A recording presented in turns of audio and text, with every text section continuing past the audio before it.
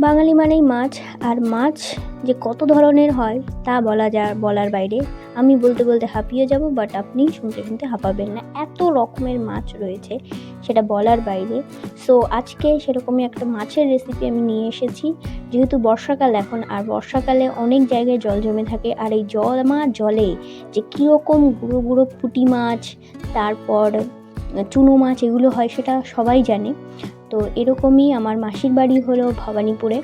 ওনাদের বাড়ির চারপাশেই জল, এবং ওনাদের ওইখানে এত রকমের মাছ পাওয়া যায়, মানে বলার বাইরে, ভাবার বাইরে। সো উনি এসেছিলেন, আর প্রায় 1.5 থেকে 2 কেজি মাছ নিয়ে এসে, এরকম পুঁটি, গুঁড়ো গুঁড়ো আরও চেলা মাছ, চুনো মাছ, চুতরো মাছ, অনেক রকমের মাছ হয় যেগুলো মানে ছোট মাছের মধ্যে পড়ে।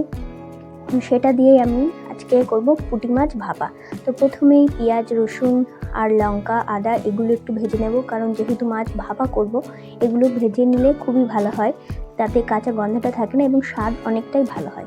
এরপরে হলুদ, লবণ, জিরে, ধনে এগুলো দিয়ে, আর ওই যে মশলাটা ভেজে রেখেছিলাম ওটা সুন্দর করে পেস্ট করে, আর কিছুটা পরিমাণ সর্ষের তেল দিয়ে সুন্দর করে মাখিয়ে নেব।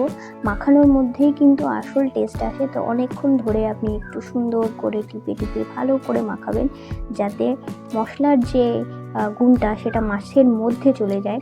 তো এরপর যেটা করতে হবে সেটা হচ্ছে একটা বাটি নিতে হবে, এবং সেই বাটিতে সুন্দর করে এটা ভরে দিতে হবে, কারণ ভাপা হবে। অনেকেই ভাতের মধ্যে দিয়ে করে, বাট আমাদের আগেই ভাত রান্না হয়ে গেছিলো, সেজন্য আমি এটা বাটির মধ্যে দিয়ে করছি। সো দেখো, এই যে বাটিতে আমি এটা ভরে নিলাম। এরপর কিছুটা কাঁচা লঙ্কা এর উপরে দিয়ে দেবো, কেটে চিড়ে দিয়ে দেবো, আর দেবো কিছুটা পরিমাণ কাঁচা সর্ষের তেল। এরকম করে করলে কিন্তু অনেকটা টেস্ট হয়। আপনারা যারা ইলিশ মাছ ভাপা খেয়েছেন তাদের তো বলতেই হবে না যে কেমন লাগে, বাট পুঁটি মাছও কিন্তু ভাপা খাওয়া যায়, এবং সেটার স্বাদ কিন্তু আরও বেশি। ঠিক আছে, মাছ ভাজা, মাছের যে কত রকমের আইটেম হয় সেটা তো বলার বাইরে। এবার সুন্দর করে এটাকে ঢাকনা দিয়ে দেবো, আর প্রেশার কুকারে, যেহেতু আগেই বলেছি ভাত রান্না হয়ে গেছে, সেজন্য প্রেশার কুকারে কিছুটা পরিমাণ জল দিয়ে তার মধ্যে সুন্দর করে এটাকে বসিয়ে দেবো, এবং তারপরে প্রায় অনেকগুলো সিটি হবে, তারপর এটাকে নামিয়ে নিতে হবে।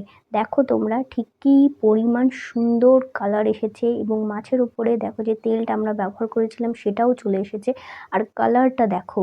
এরকম করে তোমরা বাড়িতে অবশ্যই পুঁটি মাছ ভাপা করে খেয়ে দেখো, জাস্ট অসাধারণ। তো ভিডিওটা এই পর্যন্তই। যাদের ভালো লাগবে ভিডিওটা অবশ্যই লাইক, শেয়ার আর সাবস্ক্রাইব করে পাশে থাকবেন। আপনাদের একটু ভালোবাসা আমাকে কিন্তু অনেকটা অনুপ্রেরণা যোগায় এরকম ভিডিও বানানোতে।